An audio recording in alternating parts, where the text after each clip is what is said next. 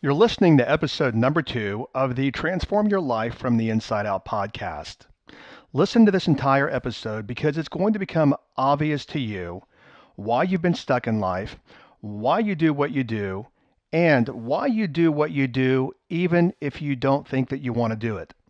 Beyond that, what you're going to start learning is how to create the identity that you want to create to automatically and effortlessly create the environment and life that you desire.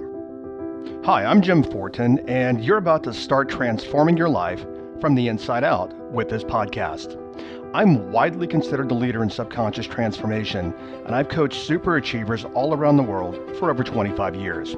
Here, you're going to find no rah-rah motivation and no hype, because this podcast is a combination of brain science, transformational psychology, and ancient wisdom all rolled into one to take your life to levels you've never thought possible. If you're wanting a lot more in life, to feel better, to heal, to have peace of mind, to feel powerful and alive, and to bring more abundance and prosperity into your life, then this podcast is for you because you're going to start learning how to master your mind and evolve your consciousness. And when you do that, anything you want then becomes possible for you. I'm glad you're here. So let me ask you a question. Did you buy or did you smoke a cigarette today? Now, that might be an odd place to start, but this is a very poignant illustration about identity because this episode is about who are you and what is your identity. All right, back to my question. Did you smoke today? Yes or no? Now, plain and simple, if you smoked a cigarette today, which is a doing behavior, you are, in your self-image and your identity, you are a smoker. If you did not smoke today, then plain and simple, you are not a smoker. What I want you to understand, and this will be like a big aha for a lot of you, is it doesn't matter what you think that you want. It doesn't matter what you do. You will only create in life what you are. And a smoker smokes because they are a smoker, and a non-smoker does not smoke because they are a non-smoker. This is why people become wealthy, because they are wealthy in their mind. This is why people, no matter what you do, stay poor and don't have money, because in your mind, in your identity, in your self-image, you are a poor person. So it really doesn't matter, as I said, what you think or what you think that you want. You will only get what you are. And, when I said it doesn't matter what you think, the reason I'm saying that is that let's say that you think that you want to make $1 million a year, and that would be left brain analytical thought. Yes, I see other people doing it, you might say. So if they can do it, I can do it. Or I can be fit and trim and healthy, or in a great relationship, or whatever it is that you want. And then a year later, you find that, you know what? You haven't created any of it. Why? Because that is your left brain analytical thought saying, yes, I can have that. But at your unconscious level, in your unconscious paradigms, and in your identity, you are not that. And if you are not that, you cannot do that. And if you cannot do that, then you cannot be whatever it is you want, the rich or the fit or the trim or whatever it might be for you. So your identity is who you are subconsciously. Now, you've also heard me mention the word self-image. Your identity you learn as a small child. So let's say, for example, this is how it works. When you are a small kid, and let's just use money because interestingly enough, 80% of the American population right now, today, whatever the date is, I don't know, February the something 2018, the 27th, 2018, 80% of Americans live paycheck to paycheck. So here's what happens, and this is a great example in my own family with my brother and I. So if you grow up in a family and you constantly hear money's hard to come by, you've got to struggle, money doesn't grow on trees, we're not rich, there's never enough. So those are experiences that you're having. Now, what happens from the experience is that you create interpretations. So the experience as a toddler, you could hear your parents saying, we never have enough money, we never have enough money, we never have enough money. Then what happens is from those experiences, you create interpretations. Well, I guess, dad says that and mom says that. Never enough money, never enough money. That must be the world that I live in. Therefore, I'm going to tell myself stories about not having money. And I'm going to tell myself stories for a lot of my life that money's hard to make and I've got to struggle and I've got to work until my eyeballs bleed and hard work is the key to success and you got to be this and you got to be that and on and on and on. And this is what I call the identity loop. Once you're in the loop, for most people, it persists for a lifetime. If you look at, for example, I used to live in New York City and there's a heavy contingency of Orthodox Jewish people there. And, you would never see a small Jewish boy, let's say 7 or 8 years old, say, Dad, I've rethought this Jewish thing, and I think that I'm going to be Catholic. You don't see it. And the same thing pertains to pretty much the entire world we live in and the entire world that you live in. For the most part, whatever your parents were, you are. That's why, Republicans, people that are Republicans for the most part grew up in Republican families. People that are Jewish grew up in Jewish families for the most part. Now, of course, there are exceptions. However, pretty much you have been indoctrinated since you were a kid to be exactly who you are today. And you were indoctrinated with your parents' identity as well. As a matter of fact, whatever identity they held, they indoctrinated you with that identity to be a particular kind of person or a certain way, or in particular, that the world works in a certain way. What most people do is they go through their entire lifetime, never questioning how. How did I become who I am? So if you look at your life, and I've seen this so many times, and I've been there. So let me talk about my family for a second. I remember when I was in my 30s or so, early 30s, and I was buying a new condo. And when I moved into the new condo, I had to have it painted.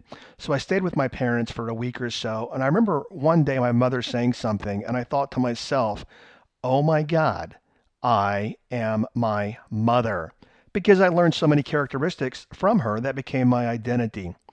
And then I'd mentioned earlier about my family, my brother and I, we were both raised in the environment where my dad was a blue collar worker. He was an auto body repairman. And all that we ever heard, I mean, literally I popped out of the womb and probably when my dad got the first hospital bill, he said, I can't afford that. All that I ever heard growing up is money's hard to come by. We're not rich. Money doesn't grow on trees. And I heard that incessantly over and over and over. Now, my brother also heard the same thing. The difference between the two of us is very early in life, I decided that I wanted different things for my life. I remember when I was in high school, I said, I want a Mercedes-Benz. Why? Because I saw somebody that had one and I wanted one. Well, this day and age, I do extremely well financially. And yet my brother, who is 5 years younger than I am, my brother still today works as probably about a $20 an hour ranch hand in the hot Texas heat. And he works literally his life into the ground. We grew up in the same environment, but that is identity at work for you. So right now, what I want you to look at is the question. And that question is, who am I? A couple of days ago, I got an email and the person said, hey, Jim, if our identity is subconscious, and I use the word subconscious and unconscious interchangeably. They said, if my identity is subconscious, then how do I know what my identity is? That, my friend, is a really simple one. Look at your external environment, which is what we talked about in the last episode. Because see, your identity actually matriculates obviously into your beliefs, into your skills, into your behavior, into your environment. So if you want to know what your identity is, go log on and look at your bank account. Go look in the mirror, look at your body. Look at the state of your relationship. Are you in an amazing relationship or are you on your fourth marriage? So what you want to look for, and these are telltale clues, what you want to look for is what are the patterns of your life? Do you actually lose a lot of weight and gain it back? Do you make a lot of money and actually, lose it? If you're like most people when it comes to money, we have what I call a money barometer, and that is related to our identity.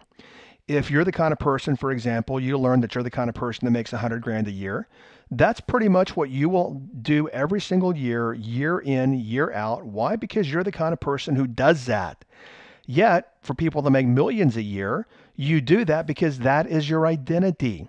So I'm going to slow down here, and I cannot stress enough is that you can only do your identity. And if you want to know what your identity is, look at your environment. That will tell you 100% what your identity is. I remember, I don't watch a lot of TV, but I did enjoy American Idol when it was on TV, and I think it's back on now. And I remember one of the final seasons, there was this kid named Sam Wolf. And when I saw him audition, for some reason I have this uncanny ability, and I think it's because I'm reading body language, is that I can pick winners, and I've been very good at that. And I said, when I saw Sam Wolf audition, he's probably 17 or so, I said that kid can win it. Even the judges said that kid can win it. Well, he was actually, I think he came in at number 5. And in the final episode, they had Sam Wolf on stage. And they also had a prior winner named Philip Phillips be on the final episode. And I watched Sam play, and he was very rigid, just very modulated. And then Philip Phillips walked out, and of course he had more experience, and he was probably 4 or 5 years older. He came out and just tore up the stage. Well, this is something that I want you to get, is that they both probably had, in I don't have a professional opinion. I mean, I'm not a music critic, but Sam did get to number 5, and even though it's a popularity contest, and the judges did say that he could possibly win, so the judges are professionals, and I believe them. So basically what the judges were saying is Sam is pretty good. Now, where am I going with this? Is I believe and I observe that Sam Wolf and Philip Phillips had very comparable potential. Yet, they're working from very different identities. Because Sam's identity was along the lines of, he had a lot of fear in his body language. So his identity probably was along the lines of, I have to be a certain way, or I have to show up in a certain way, whereas Philip Phillips showed up completely differently. So many of you parents, you tell your kids things like, you've got to live up to your potential. You've got to live up to your potential. Well, that's a misnomer, because you and everyone else, you may live to your potential, but what most people live to is their identity. And if you want to create more in life, it's not about your potential, and obviously that does help, but it's about what your identity is. Because here's something that I want you to understand. You can never outperform your identity. Let's take this back to money again, and back to episode number 1 and all these, social media personalities. When they want you to perform something, they want you to do something, you've got to work until your eyeballs bleed, and you have to do this, and you have to do that, and you've got to prospect and knock on doors and lead generate and go to the gym and be on this diet and that diet. Those are all doing things. But see, let's say for money, for example, you do all these things, but your identity is separate and different. Well, it is separate, but it's different. So you do all these things to make money, and that's why some of you might be doing it. You do all these things to make money, yet you never have any money to show for it. Why? Because you're living from your identity, which is what we do unconsciously. You look at people who win the lottery, and there's been, studies on this. Many times people who win the lottery, just a few years later, they're broke again. Why? Because in their external world, they might win all this money, but their internal barometer is about being poor. A great example of that is if you look at, Mike Tyson. I think Mike Tyson won something like $300 million in his career. Yet, as I understand, and I don't follow paparazzi and, news and People magazine, but I think I read somewhere where he's broke again. I mean, how in the world can they make $300 million and be broke again? Well, it's the same way that lottery winners win 10, 20, 30, 40, 50 million dollars, and 3 to 5 years later they're broke again. Because our identities are like a thermostat.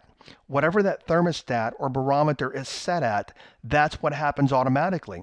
So I'm going to give you a little subconscious dialogue here. So let's say, for example, that your identity, your unconscious barometer with money is you got to struggle for it, you don't deserve it, it's hard to make. And let's say that's where you work from at the identity level. Then you inherit $10 million. Well, what happens is a little subconscious speak here. The subconscious mind says, oh, no, no, no, no. You know what? You just inherited money in your environment, or you won it or whatever. You, at your subconscious level, are broke. Therefore, I am going to make you adhere to your subconscious identity, and I'm going to make you broke. I'm going to make you lose it. I'm going to make you spend it. I'm going to make you, you frivolous with it. I'm going to make you mismanage it, management, whatever. But the reality is, as long as you're broke in your mind, I'm going to make sure that you are broke in your external environment. So, hopefully you're starting to see, hopefully we're starting to crack open here now in our very short time together, that whatever it is that you want to create in life, you must first have it in your unconscious identity. Because the example that I gave you, smokers smoke because they are smokers. Non-smokers actually do not smoke because they are non-smokers. And the same thing with you. Everything that you have created in your life, you have created because you are that. Now, here's a phrase that I live by, and this is I think is very powerful, is that you cannot do what you are not. Consider that. You cannot do what you are not. If you are not first rich in your mind, there's no way you're going to be rich. If you are not first healthy in your mind, there's no way you are going to be healthy. It is just not going to happen. Now, I know you've heard all the motivational hyperbole and jargon and all that. One of my clients one time, she has a very large real estate company. She's one of the top real estate brokers in the United States. NAR, the National Association of Realtors, considers her one of the top 20 thought leaders in national real estate. She's older now. She's about 80. She's a Dallas business icon. I was her coach and she became my mentor. And she said something to me very simple, which I'm sure you've heard before, but now after this podcast, it might sink in a little deeper. But she said, Jim, I tell my agents that they're never going to be a successful agent until they are first successful in their mind. And the same thing pertains to you. Let's talk about that for a second. Let's talk about money and money identity. So, and I think I pretty much covered this, but if you want to know what your unconscious identity is about money, go look at your bank account. The place that most people work from is identity sustenance. Most people work from, just enough, and even people that are, middle class, just enough to get by. I never have a lot of money. I'm never out of money because they work from the universe provides, but they're really not working from that place, even though they don't know it. But they're working from this place of, I always have enough money to pay my bills and to get by. And that's what they do. And the reason why is because that's who they are in their identity. Where do you work from? Do you work from, I'm the kind of person who attracts money and money piles up into my life? Do you work from that I've got to struggle and money's hard and I've got to work till my eyeballs bleed and I've got to struggle and struggle and struggle? Now, I don't care where you are in life. I don't care if you're driving in your Tesla right now or your Mercedes or your old beat up car. I don't care if you make $1 million a year, $10 million a year, or you're making $32,000 a year. What I'm telling you right now applies to every single person on this planet. Is that you will never outperform your identity, and you'll always work within that. You want more, you have to be more, which is ways of being, which we talked about in the first episode. If you go back, and we've all seen this. If you look at Oprah, for example, she's one of the most famous people on the planet, and we all know that Oprah's had weight challenges over the years, and she owns part of Weight Watchers now, and she, many years ago pulled out a wagon on stage and had 60 pounds of fat in it. And look at Oprah, she yo-yos from, and I don't know, because I haven't seen her in years, well, not personally, but on TV or whatever, but she yo-yos. Why is it that she can do everything in her external environment, hire the trainers and the right diets and this and that and the foods and the experts and the nutritionists, Yet she loses weight, but she always goes back to being overweight. Now, a little bit off topic here. I understand that she was raped when she was, I think, 14 years old or so. What I learned, and I am a master hypnotist, what I learned many years ago is that that can be what I call a metaphor, an isolationist metaphor, or a metaphor to create isolation for her. Because let's say, for example, she was raped, what the body could do is put weight on, and then she could say, well, see, now I'm overweight and I'm unattractive, or I'm the F word, I'm fat, and nobody wants me, therefore I will not be raped again. Anyway, neither here or there at this point in this particular episode, but I want you to look at Oprah as an example, is that in her identity, there's something going on that creates the continued weight challenge for her. You've seen this in your own life. To give you some more examples here, I know you've seen this, is, you might know a woman and she's in a relationship and he beats her. And she gets out, and everyone in the family's like, oh my gosh, thank God Susan is out of that relationship with Bob. He was so bad for her. He was so destructive for her. And whew, now she's out and she's free. And everybody in the family is happy about it. Then a year later, she meets a new man and she's all excited. And guess what? The new man beats her. Why? Because in her identity, if she is a woman that stays in a relationship where she gets beat, that confirms her identity that she is a woman who deserves to be beat. On the flip side, something that you don't hear people talking about is, what about Bob, who's beating her? So we tend to actually seek out people that also confirm our identity. So if she's a woman that she deserves to be beat, what she will automatically do is search out a man that believes women deserve to be beat. Now what they've done is they've created a relationship which confirms both of their identities. Her identity is confirmed because he beats her, and his identity is confirmed because she lets him beat her, which confirms his identity that women deserve to be beat. This can go pretty deep, I know. And I want you to look at your own life, because everything in your own life is your identity at work for you. This is why it's so vital. And when I look out in the world at all the personal development content out there and all that, for the most part, every bit of it is external. If you were to go to a big speakers event, some large speaker, one of the first questions they never ask is, who and what is the identity of the person attending this event?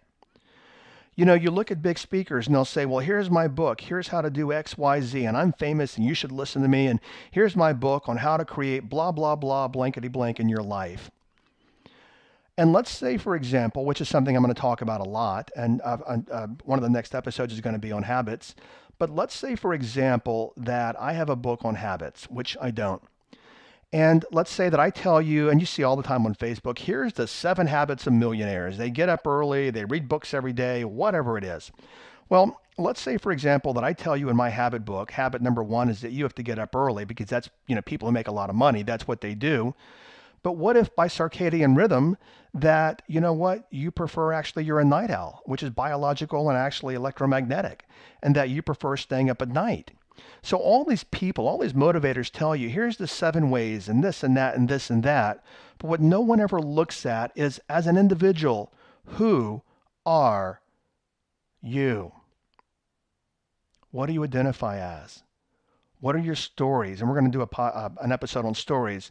What are your stories about that? Now, as I was creating all this, I did say that you're going to start learning in this particular episode how to change your identity. What I wanted to do in this episode is I want to actually ingrain, before we start doing change work, and I want to ingrain and to get you to start thinking. I want to get you to a place where you own this. You come to actually know it, not understand it. There's a difference between understanding and knowing. And the example there could be is that, for example, I've never had a broken bone. Yet I understand what a broken bone is because I've seen it on TV and in the movies, and I've read about it in books and, biology class and everything else. But you know what? I understand it, but I don't know what a broken arm is because I've never had one. And if you've had a broken bone, you know what it feels like. So the purpose of this episode is to get you to start knowing, to know that you can never outperform your identity. And if you want to create more in life, which you do, and the fact that you're here means that you want to do that, you must own that what we have to start working at, which we will do as we go through the episodes, we have to start working on letting go of your old identity and creating a new identity for you. I think you probably already know by this point also the old, people telling you you've got to work harder and more hours and blah, blah, blah, blah, blah. That stuff doesn't work. Because see, if that worked, everyone who did that would make more money and they would live better lives. And that right there demonstrates that social paradigm is that you have to work hard to get ahead. You've got to work hard to be wealthy. That is a broken paradigm that pretty much the entire culture is caught in. So what you want to do is you want to start with your identity. Remember the logical level of the pyramid, not the behavior. You want to start with the identity, because when we start there, just like the smoker, whatever the identity is, everything else will follow. So here's a huge question that I have for you. If you're not driving, write this down. The question is this: what would be the identity of someone who already has what I want? I'll repeat. What would be the identity of someone who already, the operative word is already. What would be the identity of someone who already has what I want? And I want you to consider that. What I want you to do is look out in the world. Look around, and I want you to look for someone who already has what you want. And then I want you to ask yourself, how is their identity different than mine? What identity would I need? And then you look at, this is plain and simple. People make this really hard. Well, how do I get that identity? Easy. You start thinking that way. I once had someone actually mention to me, they said, well, Jim, can you help me here? Can you give me steps to being happy? And I had to giggle at that because the way to be happy is the way to be happy. There are no steps to be happy. You just be happy. Happy is a factory setting. We all know how to be happy. And when I say all, I shouldn't say all. 99.9% of us, we know how to be happy. But this person was looking for ways to build in extra steps, and she couldn't be happy till she had steps to being happy. Now, there's a whole different coaching lesson that went on there, but what I want you to get right now is I want you to ask yourself, what would be the identity of someone who already has what I want? Now, I know that also a lot of successful people I coach, and they listen to me, and they're making $1 million, $2 million, $3 million, $4 million a year, $5 million, some 6, 7, and 8, and some even more. For the most part, most of us want to go to a higher stage in life. And the reality is, if you're making $3 million, but you want to make 10, the person making 10 most likely has a different identity than the person making 3 million. Just like a person making 300,000 has a different identity than a person making $30,000 a year. So your transformational takeaway from this episode is, what identity would I need to have to create blank in my life? What identity would I need to have to start creating blank in my life? When you start working from there, what will happen is you'll find that you'll start doing different things because now you're working from a different place. Okay, so now we've got you started thinking about your identity and knowing that the foundation of your life comes down to your identity, because as I'm going to say for the third time, you cannot outperform your identity. So stay tuned and keep listening, because in the next episode, you're going to learn how your subconscious stories either build for you or take away from you. Whatever you think that you can or you cannot be, do, or have, plain and simple, is a story. Even as I'm telling you that, notice that you're telling yourself a story even as I'm telling you about stories. Because see, your entire lifetime is one big story that you learned in childhood. Thank you for listening to this entire podcast. If you're the kind of person who likes to help others, then share this with your friends and family. If you found value, they will too. so please share via your social media channels. Also, if you have questions, I'm here to assist. You can email me questions to support@jimfortin.com, and I may even use your question for a future podcast episode. Also, if you want transformational content like this daily, connect with me on Instagram. My Instagram name is I am Jim Fortin. Finally, I do have a personal request. I believe that we're all here to help others and to grow and evolve ourselves. Together, you and I, let's help more people. If you would please leave a review on iTunes, and a good one, by the way. I'd be grateful, and through your assistance together, we can transform more lives. Thanks for listening.